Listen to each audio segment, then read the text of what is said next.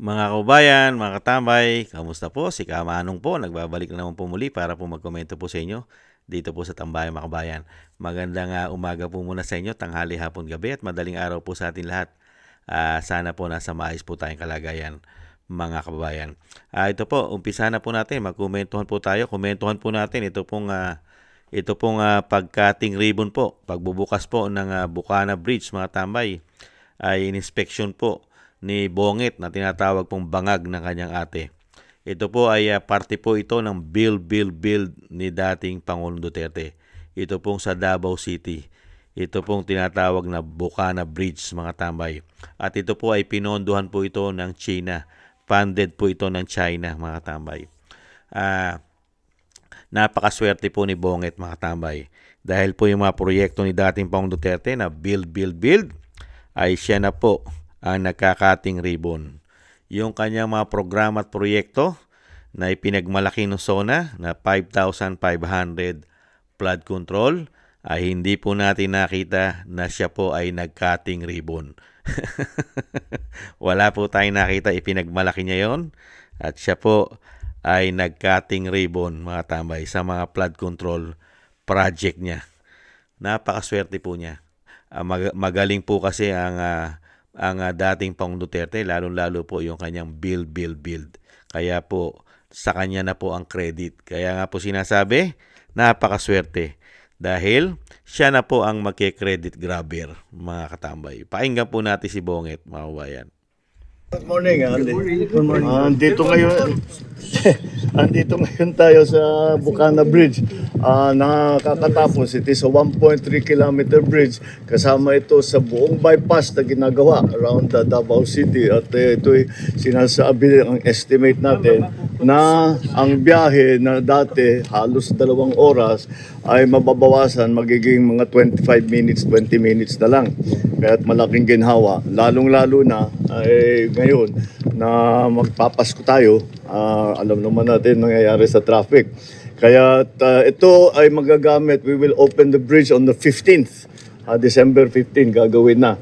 Matatapos yung buong bypass by December 2027. So tuloy, tapos na lahat ito all the way. Kaya't ito ay nagsimula, na-approve ito noong July ng 2022. Nagsimula ito ng 2023, early 2023. Late 2023. I'm sorry, late 2023 kasi mga approval. At ngayon ay tapos na. Kaya't natulungan naman tayo ng ating mga Chinese na contractor dahil ang ganda ng technology nila kaya't napakabilis at marunong talaga sila magpatayo ng magandang tulay, magandang infrastructure na mabilis at nasa tamang gastos, nasa tamang presyo. So this is one of the four major projects that our legacy projects that we will be finishing in Davao and its environs. So nakatapos na tayo, marami na tayong nabuksan na section dito. And this will be now another major part of this bypass road. So I'm congratulating the DPWH for their good attention to this matter, and lahat ng nagtrabaho rito, congratulations. At we're looking forward to December 15 kung kailan meron ng dadaan na traffic dito. Thank you. Pero hindi naman niya po pasasalamatan siyempre ang mga Duterte dyan. At aminado naman po siya, China ang gumawa at funded po ng China. Mga kabayan. Kasi kung ang magpa-funded po dyan at gagastosan po ng pamahalaan yan, baka po maibulsa lang o mano. Yan po, mga galit na galit po sa China yan. Galit na galit sa China pero hinahangaan po ang China. Unbelievable. Ganyan po katindi mga tambay. At tingnan po natin ito mga tambay. Yung sinasabi po na yung grabe po siya po Pangulo wala po tayong magagawa. Pangulo po siya at siya po talaga ang ang magke-credit sa lahat po ng naumpisahan ng build ni dating Pangulong Duterte. Ganun po talaga. Siya Pangulo Ito po, tingnan po natin ito. Nakabayan.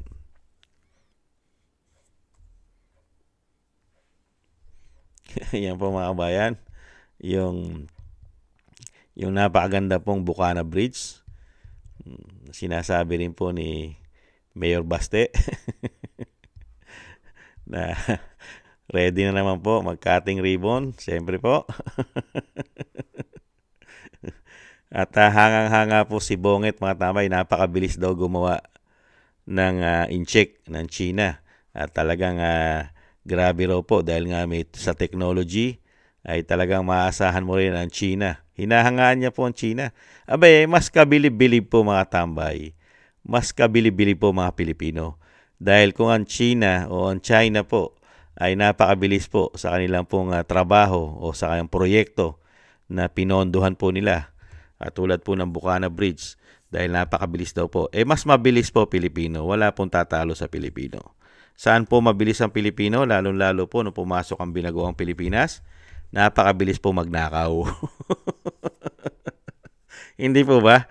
Napakabilis po magnakaw ng mga politiko. Nakita po natin, sa sobrang bilis po magnakaw, ang mga proyekto po nila ay puro halos ghost project. Diyan mo hahangaan ng mga Duterte, mga tambay. Naka-hands-on po sila dyan at ayaw po at hindi po sila papayag na ang kanilang proyekto ay kamukha po ng proyekto ng binagoong Pilipinas na nagiging ghost project. Ghost project na, mahihina pa, mga low standard pa ang mga proyekto nila umano. Napakabilis masira. Hindi po ba? Hindi po katulad sa Davao City, talagang naka-hands-on po dyan at tinututukan po ng local government ng Davao City ang mga programa at proyekto po nila sa kanila pong syudad. Kaya nga po, wala silang mga ghost project. Nilindol pa yan. Di ba, lumindol pa sa Davao. Napakalakas ng lindol. Nakita niyo po, hindi man lang po siya nagkaroon o sinasabing nasira itong Bukana Bridge sa kabila ng nilindol pa noong mga nakaraan buwan. Hindi po ba? Kaya po diyan mo makikita yung magagaling na politiko.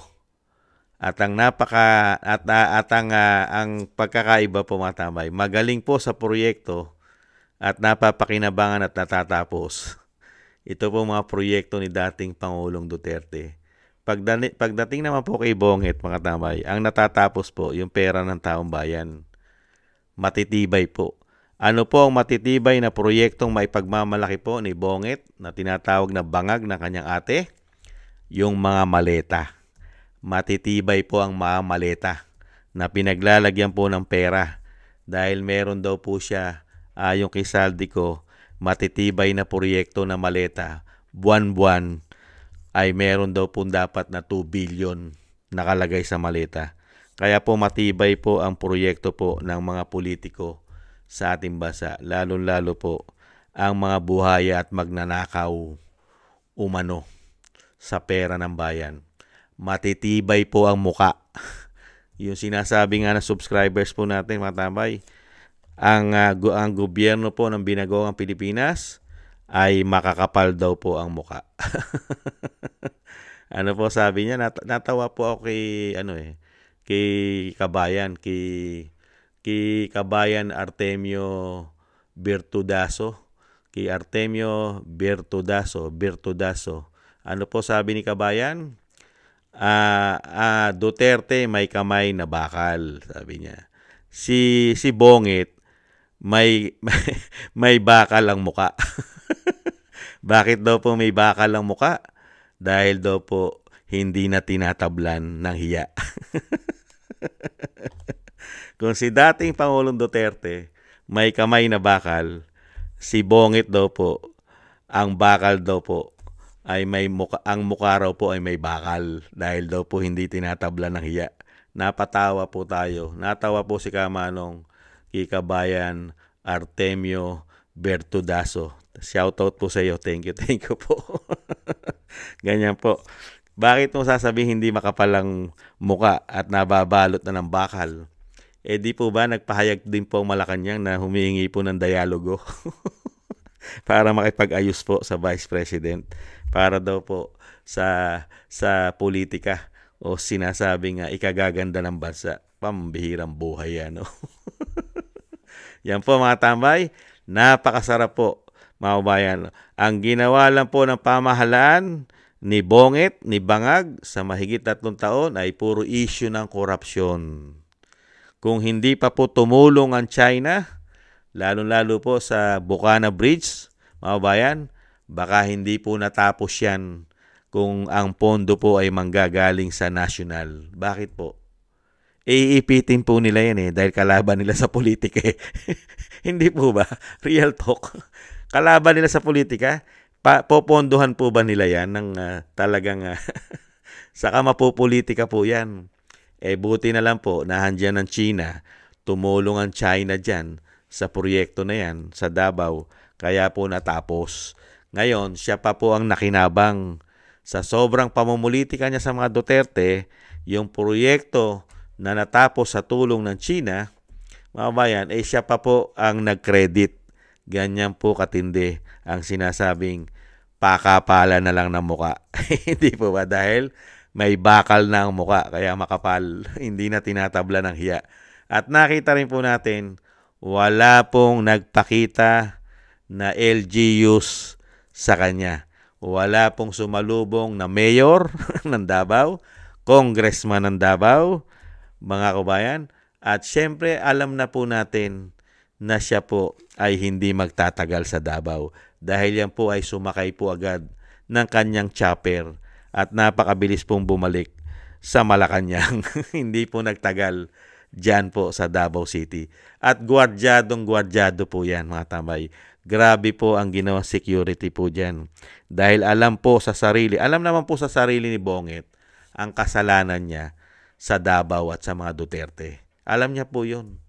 Alam sa sarili ni Bonget ang ginawa niyang kasalanan sa mga Duterte. Lalong-lalo sa pagpapatapon niya sa dating Pangulong Duterte na hindi man lang niya binigyan ng due process. Alam niya po yun. Lalong-lalo po pagka wala po siyang tama ng pulburon, maiisip niya yun pag wala siyang tama. Pero pagka may tama siya umano, ay hindi niya maiisip yun. May tama Hindi po ba? Mga kabayan. Kaya alam niya po yun. Kaya nga po maingat po siya.